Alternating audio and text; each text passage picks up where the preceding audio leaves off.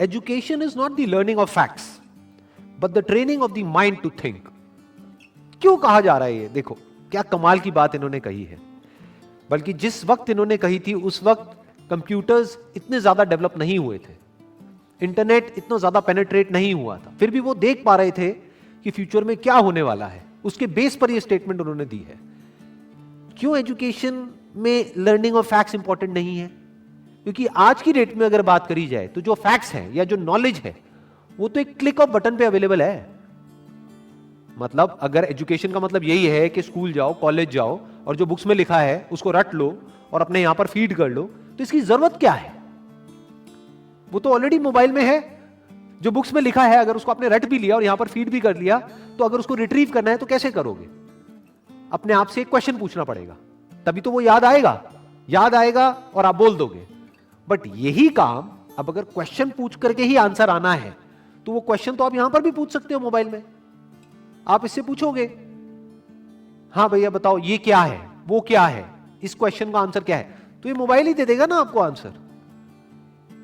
और जितनी मेमोरी इसके अंदर फीडेड है, जितनी नॉलेज एक मोबाइल के अंदर फीडेड है, जितनी नॉलेज गूगल में फीडेड है, क्या उतनी नॉलेज हम अपनी ब्रेन में फीड कर सकते हैं? तो हमारी ब्रेन, अगर हम एजुकेशन को सिर्फ इतना ही समझते हैं कि एजुकेशन का मतलब कि फैक्ट्स को यहां पर फीड कर दिया जाए, तो हमारी ब्रेन इससे बहुत पीछे ही रहेगी, चाहे हम जितना मर्जी डेवलप कर लें। तो वो एजुकेशन किसी काम की नहीं है। तो व्हाट इज रियल एजुकेशन, ये समझना बहुत जरूरी है। क्योंकि अगर हम इसको नहीं समझते तो हम ऐसे लोग अपने एजुकेशन सिस्टम से निकालेंगे जिनके अंदर फीडेड तो बहुत कुछ होगा, बट उनको यही नहीं पता होगा कि सोचते कैसे हैं।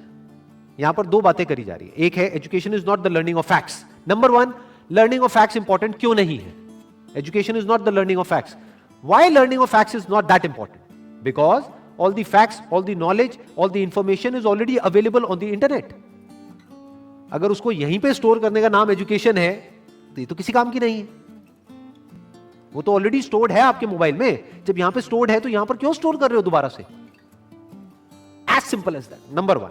Number two, but the training of the mind to think, कि बच्चों को यह सिखाया जाए कि सोचते कैसे हैं। और सोचना क्यों जरूरी है?